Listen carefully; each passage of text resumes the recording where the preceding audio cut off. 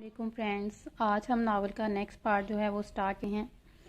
जनीक भी मेहरमा की बात सुनकर सोफे पर बैठकर मुस्कुराते हुए बोला, हाँ, तुमने तुमने ही बताया था कि सोफिया आ रही है, तो इस वजह से मैं बेहद खुश हूँ। आखिर इतने दिनों बाद जो मिली हूँ। लगता है भाभी आपको भाई से ज़्यादा सोफिया के साथ वक्त गुजारना अच्छा लगता है। जनीक भी मेहरमा की बात सुनकर सोफे पर बैठकर मुस्कुराते हुए बोला, हाँ, और तुम्हें पता नहीं है तुम्हारा भाई जज से ज्यादा खड़ूस और सड़ियल है। ये तो मेरे आने से अब मुस्कुराने लगा है, वरना इसके साथ वक्त तो वक्त ही नहीं गुजरता था। वो मुस्कुराते हुए जमखान को मुंह चढ़ाते हुए बोली तो जनीक ने कहका लगाया, जबकि वो जमखान भी मुस्कुराने लग पड़ा। महरमा, जरा अपने बारे में भी तो बताओ कि तुम कितनी हंसमुख हो, और ये बताओ तुम्हें कुत्तों से कितना प्यार है। याद है ना जब जैकी को तुमने देखा था। इस कुत्ते को अब बेच दो। इस कुत्ते को अब बेच दो जमखान। मैंने अब यहाँ ही रहना है, और मुझे बिल्कुल मंजूर नहीं है कि वो मुझे काटे और मुझे टीके लगे।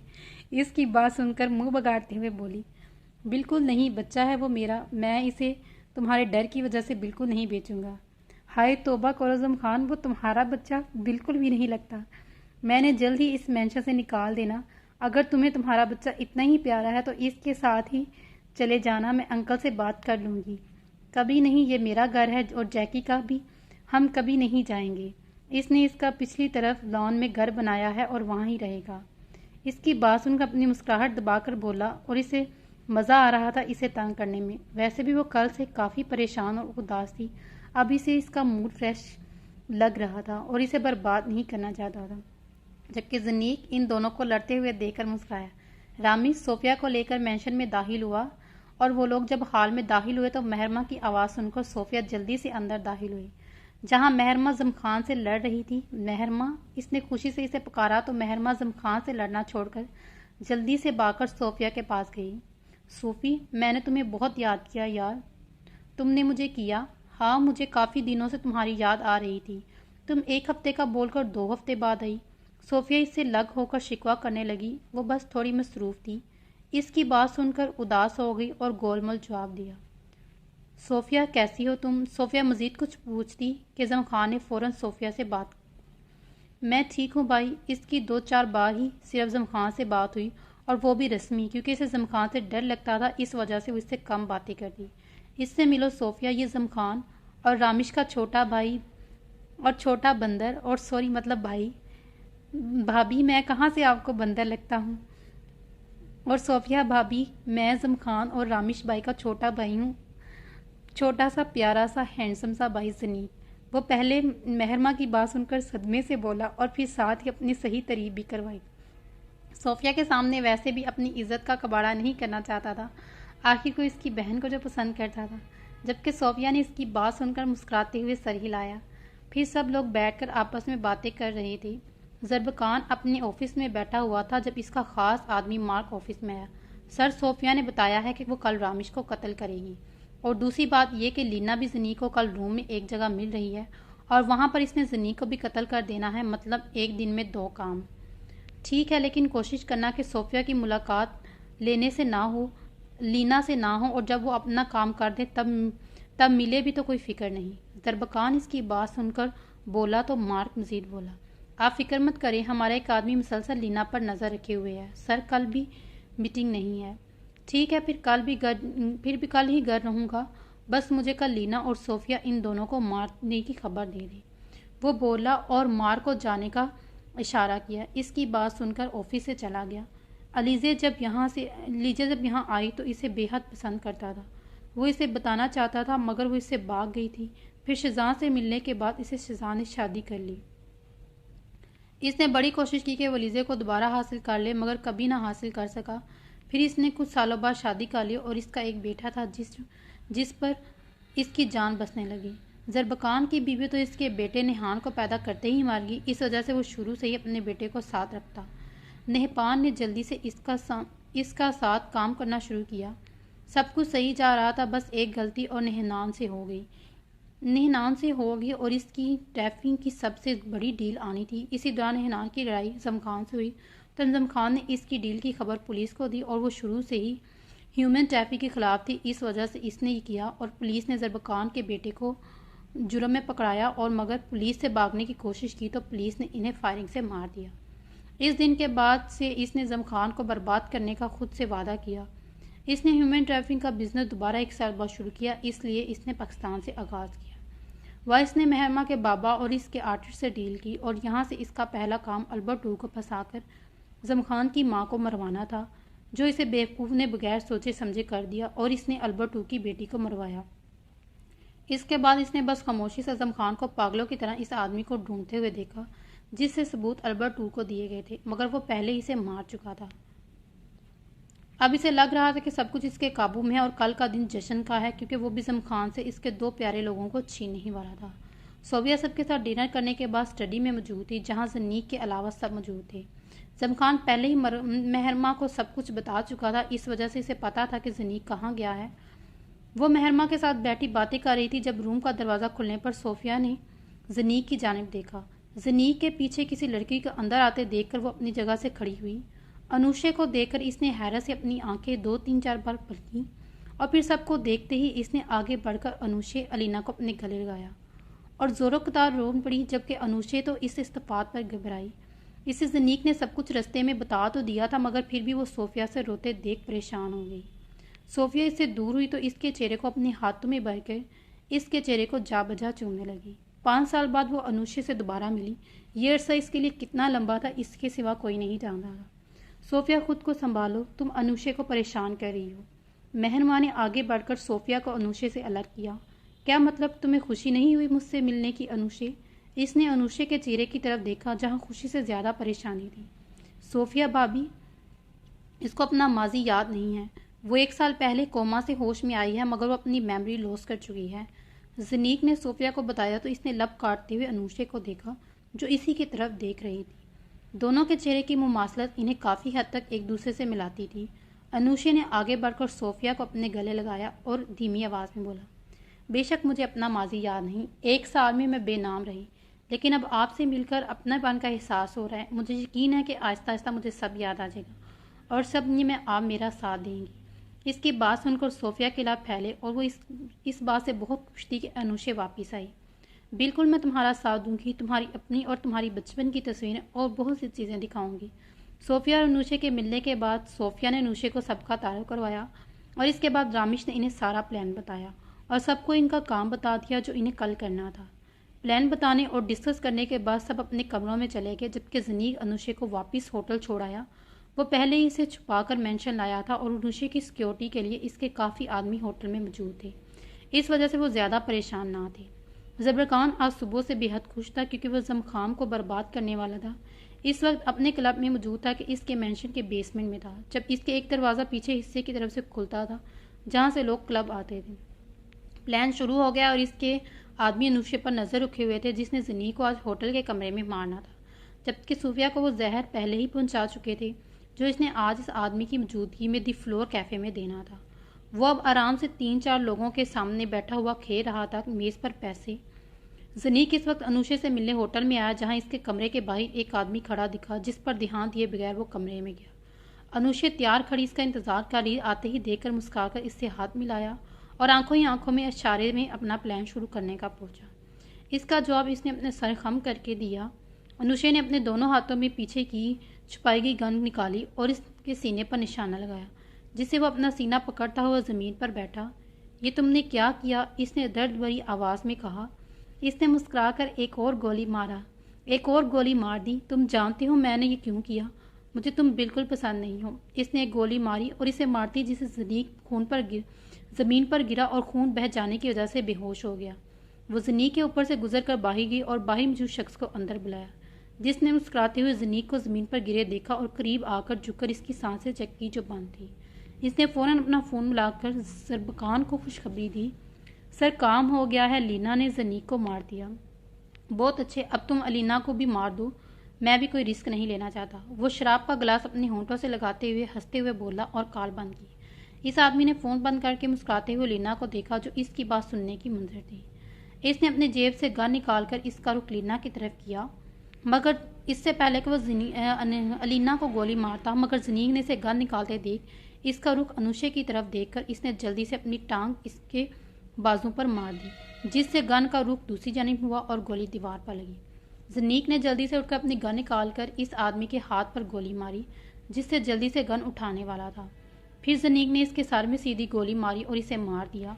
वो अपनी शर्ट उतारकर इसमें से बुलेट प्रूफ जैकेट निकालकर ज़मीन पर फेंकी और इस आदमी को मोबाइल निकालकर आखिरी नंबर देखा जिसमें से बात की। जनीक ने वो नंबर देकर जल्दी से जून को सेंड किया और मुस्कुराते हुए लीना को देखा, क्योंकि इसका प्लान यहाँ कामयाब हो चुका था। जनीक ने अनुषे के बैग में मौजूद अपने और अनुषे के हुलिया बदलने वाले कपड़े निकाले तो दोनों ने कपड़े चेंज किए और अपना हुलिया मुकम्मल तब्दील करके इन्होंने अपने बालों में भी नकली विग लगाई, जिससे वो पहचाने नहीं जा रहे थे। इन्होंने अपने हुलिये इस वजह से बदले कि कोई और पार्किंग लूट या होटल के बाहर हो तो इन्हें देखकर पहचान आ सके। जमखान महरमा के साथ अभी मेंशन में ही था और जून के पास था, जो जनीक के भेजे के नंबर की मालूमात निकाल रहा था। सर कंफर्म हो गया है कि यह नंबर जरबकान का ही है और वो इस वक्त अपने बेसमेंट वाले क्लब में है। सारे आदमियों को तैयार रखो, हम अभी इस मेंशन की तरफ जाएंगे। तुम फिक्र मत करो, इतनी आसान मौत बिल्कुल भी नहीं दूंगा। मैं इसे खुद मारना चाहती हूँ। वो झुककर इसके पास आया और बोला कि तुम फिक्र मत करो, मैं इसे इतनी आसान मौत नहीं दूंगा। अपना ख्याल रखना, मैं तुम्हें खोदा नहीं चाहता, तुम मेरे लिए बहुत कीमती हो। वो बोलकर इसे अलग हुआ और रुख मोड़ती अलीज़े के पास चली गई, जबकि जमखान इसकी बात सुनकर मुस्कुराया और बाहर चला गया।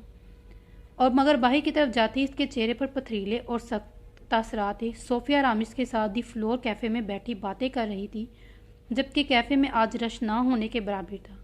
बस 6 लोग ही कैफ़े मौजूद थे और सारे अपने आदमी थे, सिवाय एक आदमी के। सोफिया ने कांपते हाथों से अपना बैग से जहर की डब्बी निकाली और रामिश की कॉफ़ी में डाली। रामिश कॉल सुनाकर आया और मुस्कुराते हुए इससे दोबारा बात करने लगा।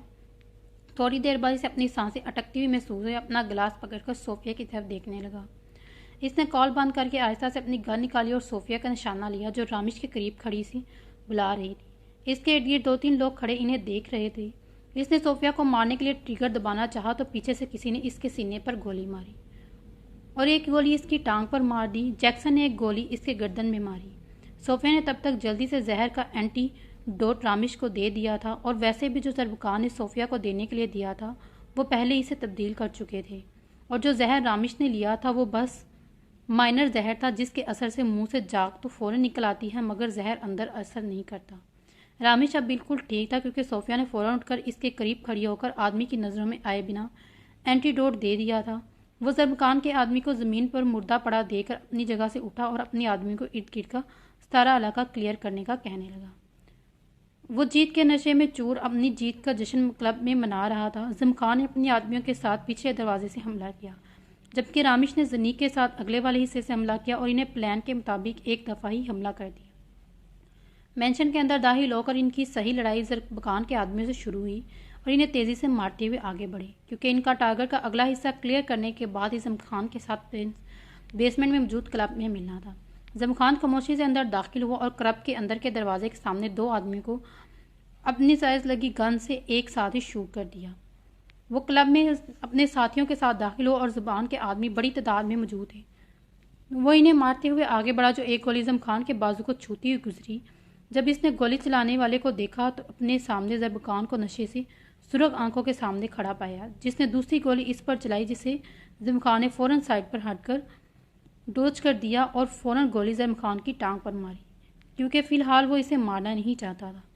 जरबकान के राइट हैंड ने जरबकान को गोली लगते देखा तो फ़ौरन इसे कवर करके जमखान पर गोली चलाना शुरू की, मगर इस वक्त मेंशन में दरवाजे से अंदर दाखिल होते खून से रंगे हाथों के साथ रामिश ने इस पर गोली चलाई, जो सेकंड में ज़मीनों पर ढेर हो गया।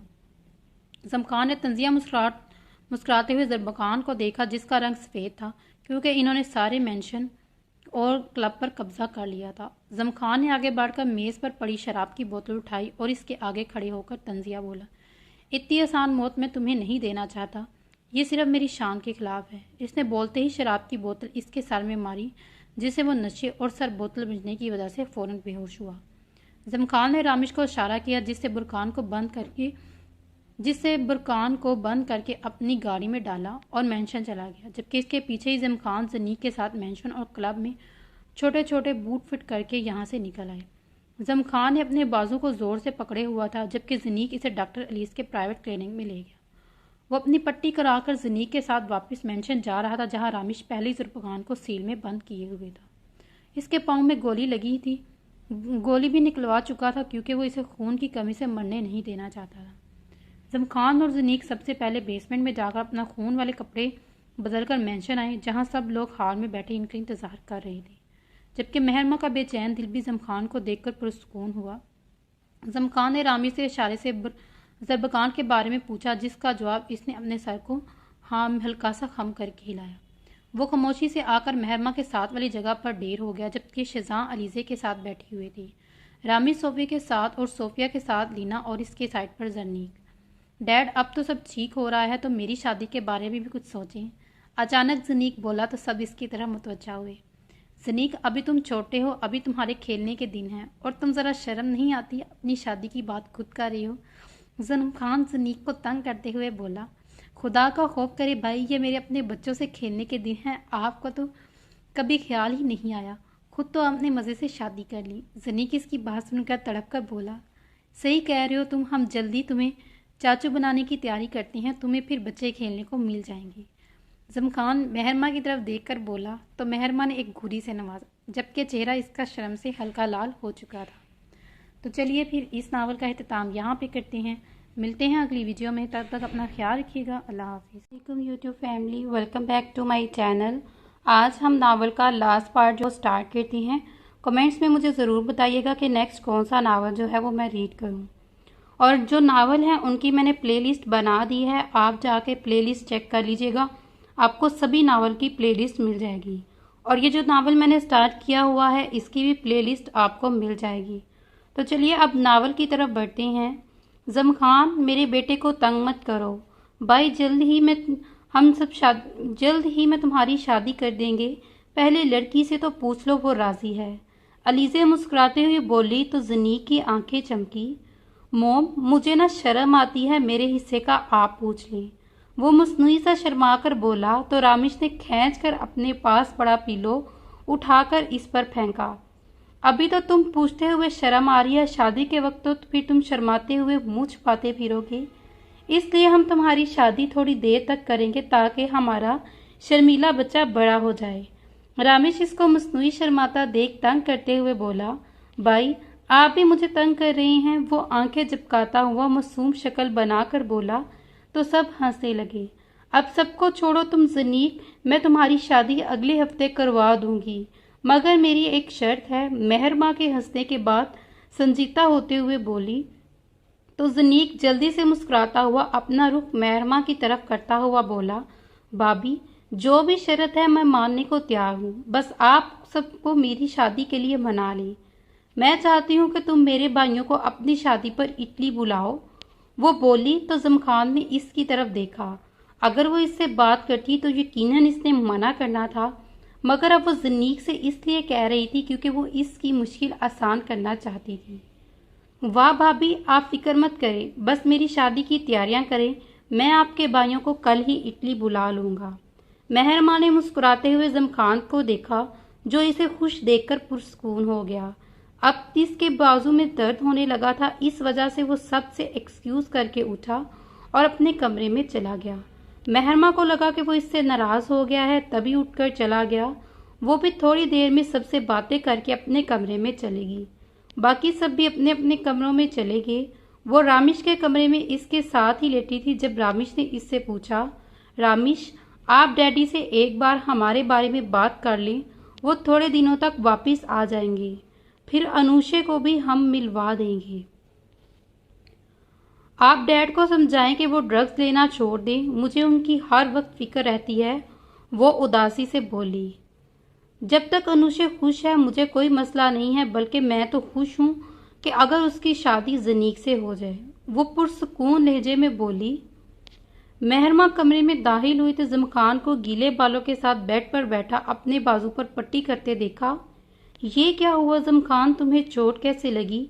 वो इसके करीब कर इसका बाजू थामती हुई बोली, वो कुछ नहीं हुआ, बस गोली छू कर गुजरी, मुझसे ये पट्टी नहीं हो रही, तुम मेरी पट्टी कर दो। इसने न समझी से इसकी तरफ देखा और इसके हाथ से पट्टी पकड़कर खुद करने लगी। तुम पहले नहीं बता सकते थे कि तुम्हें चोट लगी है? मुझे अभी कहीं नहीं जाना, बस तुम दवाई लो और आराम करो। मैं बाद में आराम कर लूँगा, फिलहाल तुम मेरे साथ जाओगी। इस पर अब मजीद बहस नहीं। जमखान संजीदगी से बोला तो मेहरमा मुंह बिगाड़ते हुए इसकी पट्टी करने लगी। वो पट्टी करवाने के बाद साइड टेबल पर पड़ी अपनी दवाई उठाकर खाकर उठा और मेहरमा को अपने साथ ले गया। जनीक अनुषे के साथ बाहर लॉन में वॉक कर रहा था और साथ हल्की फुल्की बातें कि अचानक एक जगह रुका और अनुषे के सामने आते हुए बोला, तुम जानती हो मैं तुमसे मोहब्बत करता हूँ, लेकिन फिर भी मैं इजहार करना चाहता हूँ।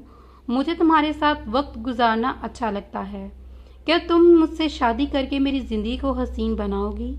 वो बात करता करता आखिर पर एक घुटने के बल में जमीन पर बैठा और अपनी जेब से छोटी सी डिब्बी निकालकर खोलकर इसके सामने की, जिसमें चमकती हुई अंगूठी थी। अनुषे ने इसकी बात सुनकर अपनी नम आंखों के साथ चेहरे पर मुस्कुराहट सजाते हुए अपना सर हाँ में हिला दिया। जनीक ने खुशी से सरशार होकर इसको अंगूठी पहना दी।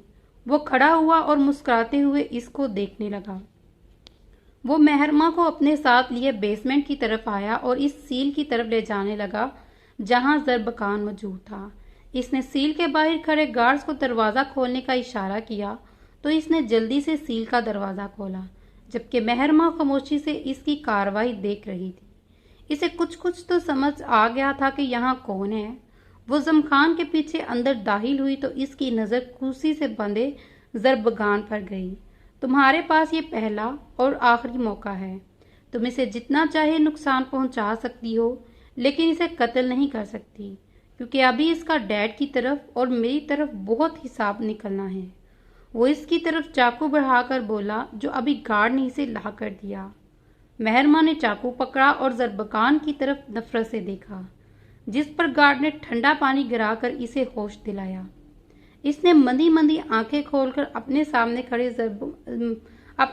खड़े जमखान और मेहरमा को देखा और खुद को कुर्सी से आजाद करने की नाकाम कोशिश। क्योंकि जरबकान ने इसका मुंह टेप से बंद किया हुआ था, इस वजह से वो बोल नहीं पा रहा था। वो मेहरमा के हाथ में चाकू देकर इसे खुद की तरफ बढ़ता हुआ देखकर मुंह पर टेप होने की वजह से अजीबोगरीब आवाजें निकाल रहा था। मेहरमा ने आगे बढ़कर चाकू की नोक से इसके दाएं गाल पर कट लगाया और फिर आहिस्ता से चाकू इसके गले की तरफ लाई। जहां पर इसने एक बड़ा सा कट इसके सीने की तरफ लगाया तो वो दर्द से बुलबुलाती हुई ऊंची आवाज में बोलने लगा। मेहरमा एक ट्रांस की कैफियत में थी। अब इसके बाजू पर चाकू से कट लगा रही थी। इसके सामने बार बार खून में लथपथ अपने वालिदैन की तस्वीरें आ रही थीं। मुझे नमक चाहिए, वो अचानक से रुककर बोली तो जमखान ने गार्ड से इसे नमक लाकर देने को कहा। वो आराम से सील की दीवार से टेक लगाए खड़ा मेहरमा को देख रहा था। इसे ऐसे ही अक्लमंद और बहादुर बीवी चाहिए थी जो इसके साथ गुजारा कर सके। गार्ड ने इसे नमक लाकर दिया तो इसने मुस्कुराते हुए नमक की डिब्बी उठाई और इसके जख्मों पर छिटकारने लगी। जरबकान पन पानी की मछली की तरह तड़पने लगा था। इसे शदीद तकलीफ हो रही थी। मेहरमा ने एक की बार इसके हाथों पर कट लगाए और इस पर नमक छिड़का तो वो दर्द की शिद्दत बर्दाश्त ना करते हुए पहले जख्मों की कमजोरी की वजह से बेहोश हो गया। इसने इसे बेहोश होते देखा और अपनी टांग जोर से इसके पेट में मारी और जमखान की तरफ मुड़ी, जो मुसलसल मुस्कुराते हुए इसे देख रहा था। इसने आगे बढ़कर मेहरमा से चाकू पकड़कर गार्ड को पकड़ाया और इसे अपने हिसार में लेकर अपने साथ लेता हुआ वहां से चल पड़ा। साम साहब कुछ दिन पहले रूम वापस आए थे, तब इनकी अनुषे से मुलाकात हुई। इन्हें तो यकीन नहीं आ रहा था इनकी बेटी जिंदा है। फिर खुद शहजाद ने इन्हें अच्छे से धमकाकर इन्हें ड्रग्स लेने से मना कर दिया और साथ ही सोफिया के निकाह का बताकर इन्हें अनुषे के निकाह का भी पूछ लिया, जिस पर वो राजी हो गई। आजकल मेहरमा बाकी सबके साथ शॉपिंग में मसरूफ थी। इसे पता चला था कि साद और मोहित के पेपर्स होने की वजह से वो इटली नहीं आ रहे, जिससे वो उदास थी। आखिर 3 साल से वो इनसे मिली नहीं थी, मगर जमखान ने वादा किया था कि वो जल्दी इनसे मिलवाने ले जाएगा, जिससे वो खुश होती और इन सबके साथ जोरों शोर से तैयारियों में मसरूफ हो जाती। 2 दिन बाद फंक्शन में जनीक और अनुषे का निकाह था। इससे अगले दिन सोफिया, मेहरमा और अनुषे का रिसेप्शन। फिलहाल सोफिया अनुशे साम साहब के साथ रह रही थी और इनकी हिफाजत जैक्सन और कुछ गार्ड्स इनके घर के बाहर कर रहे थे। जमखान जमखान वो थकी हुई शॉपिंग करके अभी आई और आते ही सोफे पर बैठकर जमखान को आवाज़ें देने लगी। जमखान जो अलीजे से मिलकर अभी कमरे से बाहर निकला ही था कि हाल से मेहरमा की आवाज़ सुनकर मुस्कुराते हुए बोला, जमखान मुझे प्यास लगी है, प्लीज़ पानी दो।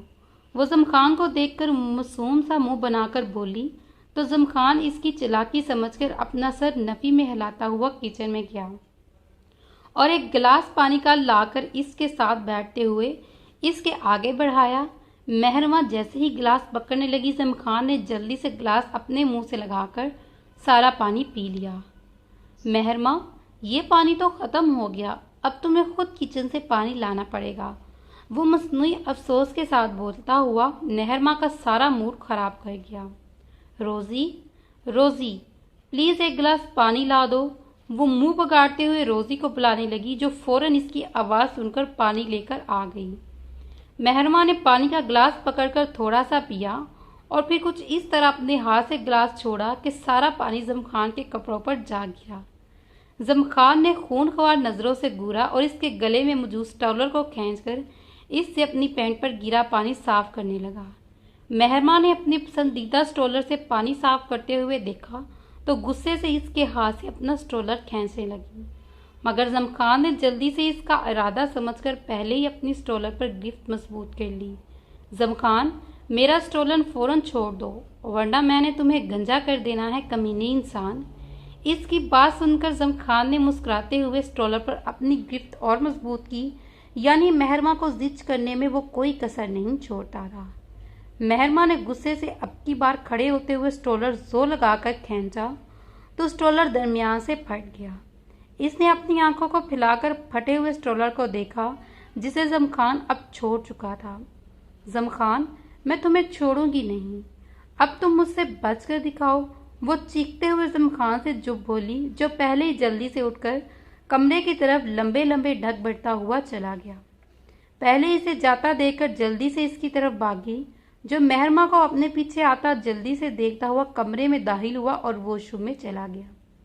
मेहरमा ने इसे वॉशरूम में बंद होता देख गुस्से से अपना पांव जमीन पर मारा और कुछ सोचते हुए जल्दी से किचन में गई, जबकि जमखान अब शावर लेने लग पड़ा था। मेहरमा किचन में गई और रोज़ी से पूछकर जल्दी से आटा निकालकर एक बाउल में भरकर कमरे में ले गई और जमखान का इंतज़ार करने लगी। जमखान कमरे से कोई आवाज़ ना सुनकर मज़े से वॉशरूम से निकला तो मेहरमा, जो वॉशरूम के दरवाजे के साथ दीवार से टेक लगाए खड़ी थी, इसने जमखान के बाहर आते ही सारा आटे का बाउल इस पर फेंक दिया। जमखान ने अपने हाथ में मौजूद टावल को जो आटे से भरा हुआ था, इसे मेहरमा के ऊपर झाड़ा, जो इसकी हालत देखकर हंस रही थी, लेकिन जमखान के टावल झाड़ने पर जोर जोर से खांसने लगी। अब जमखान मुस्कुरा रहा था। जमखान, ज़काम, कमीने इंसान, अब मुझसे बात मत करो। वो मुंह पकाड़ते हुए सोफे पर बैठ गई और इसके बाहर आने का इंतजार करने लगी ताकि खुद भी शावर ले ली। 2 दिन कैसे गुजरे पता ही नहीं चला। आज जनीक और अनुशे का निकाह था। सोफिया और अनुशे भी इस वक्त मेंशन में मौजूद थी, क्योंकि मेंशन के लॉन में फंक्शन अरेंज किया गया था। मेहरमा अपने कमरे में तैयार हो रही थी। जमखान थोड़ी देर पहले इसे ज़रूरी काम का बोल कर गया और अब तक नहीं आया। इसने हल्का पिंक रंग का पाँव को छूता फ्रॉक पहना और साथ ही इसने पिंक मेकअप किया हुआ था। वो फ्रॉक में मासूम गुड़िया लग रही थी, मगर ये तो जमखान ही जानता था कि ये छोटा पैकेट बड़ा धमाका है, देखने में नाजुक मगर शरारतों और अक्ल से लोगों को पागल कर सकती है। वो जमखान का इंतजार कर रही थी ताकि एक बार इसको तैयार देख सके, खुद भी इसे अपनी तैयारी दिखा सके, मगर वो था कि आने का नाम ही नहीं ले रहा था। वो बेचैनी से इसका इंतजार कर रही थी। कल इसका रिसेप्शन था और इससे पहले इसका काम तमाम करना चाहता था। वो इटली में मौजूद इंस्पेक्टर जिसको इसने बुलाया हुआ था, जो पाकिस्तान में, वो कम से कम पाकिस्तान तो नहीं जा सकता था, इसने यहीं से ही इस इंस्पेक्टर को बुलाया और इसका काम तमाम कर दिया। इसने बिल्कुल मेहरमा की तरफ इसकी गर्दन पर कट लगाया था और साथ ही इसके मुंह पर थप्पड़ों से सजा दिया और बाकी रही कसर इसके मुक्कों और लातों ने कर दी और इसने इसका मजीद बुरा हाल किया। इसका काम तो तमाम किया और पुरस्कून सा सील से निकलकर बेसमेंट में मौजूद कमरे में गया। जल्दी से कपड़े बदलकर मेंशन की तरफ रवाना हो गया। वो जल्दी से जो मुंह में आया बोल गई, मगर बात के समझ में आते ही अपनी आंखों को फैलाकर इसकी तरफ देखने लगी। सोफिया तैयार हो चुकी थी, अब अनुषा का इंतजार कर रही थी, जिसके मेकअप को पार्लर वाली आखिरी टच दे रही थी। इसने नीले रंग की पांव को छूती फ्रॉक पहनी और लाइट सा मेकअप करके वो किसी को भी देखने का वाले का दिल धड़का सकती थी। वो शीशे के सामने खड़ी खुद को ऊपर से नीचे तक देख रही थी जब रोजी कमरे में दाखिल हुई और इसके करीब आकर धमकी आवाज में बोली, रामिश सर आपको कमरे में बुला रहे हैं। रामिश का नाम सुनकर इसकी धड़कनें तेज हो गई। मैं 5 मिनट में वापस आती हूँ, जल्दी आइएगा आपी, मैं आपका इंतजार कर रही हूँ। अनुषा का जवाब सुनकर वो कमरे से चली गई। सोफिया इस वक्त अचानक इफ्तिदात के लिए तैयार नहीं थी, इस वजह से बैलेंस बरकरार ना हो सका और इसका पांव फिसलने की वजह से वो सीधा रामिश के ऊपर जा गिरी। तुम आज बहुत खूबसूरत लग रही हो, वैसे तारीफ तो नहीं करनी आती, लेकिन तुम जानती हो मुझे वैसे भी हमेशा ही तुम हसीन लगती हो। इसी तरह पूरा फंक्शन गुजर गया। अनुषा का निकाह जनीक से हो गया और सोफिया रामिश के साथ और जमखान सोफिया रामिश के साथ और जमखान मेहरमा के साथ।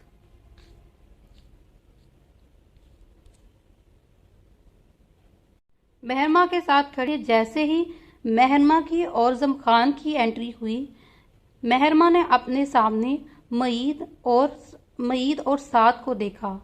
बाहर जाते ही इसका दिल जोरों से धड़का जब इसने मईद और साद को थोड़ी दूर खड़े देखा। इसने आंखों में नमी लेकर होंठों पर मुस्कान सजाकर जमखान की तरफ देखा, जो इसकी तरफ देखकर मुस्कुरा रहा था।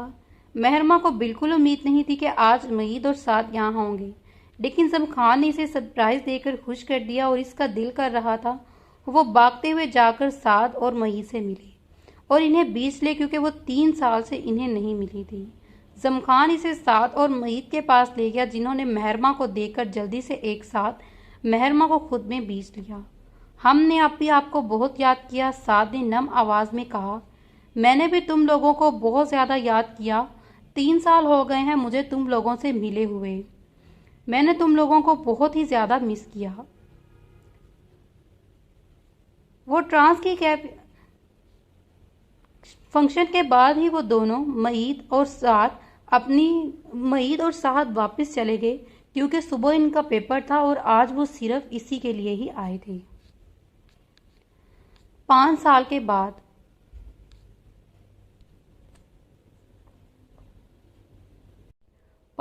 बाद रामिश और सोफिया का एक बेटा था जो 5 साल का था और बच्चों में सबसे बड़ा था, और घर का पहला बच्चा होने की वजह से इसने सबूत सबसे प्यार बटोरा, जो मेहरा के आने से कम तो हो गया था, लेकिन फिर भी सब इसे बेहद प्यार करते।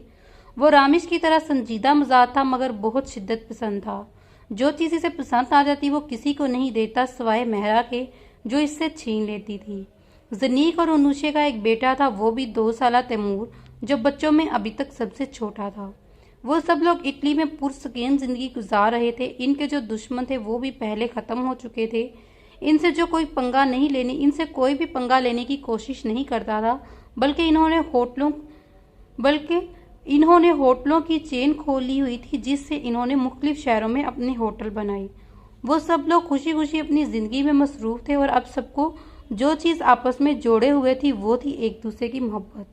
अब नई मोहब्बत की दास्तान ने जन्म ले लिया था और फिर इनकी मोहब्बत का सफर शुरू होना था। दीवाना हुआ ये दिल मेरा खत्मशुदा। तो ये नावल हमारा यहाँ पे ख़त्म होता है। अगला नावल कमेंट्स में ज़रूर बताइएगा और मेरी बाकी हेयर स्टाइल की वीडियो को भी ज़रूर वॉच किया करें। चैनल को सब्सक्राइब करें और अपने फ्रेंड्स के साथ शेयर करें। तो मिलते हैं अगले नावल के साथ, तब तक अपना बहुत सारा ख्याल रखिएगा। अल्लाह हाफिज़, हैप्पी रमज़ान।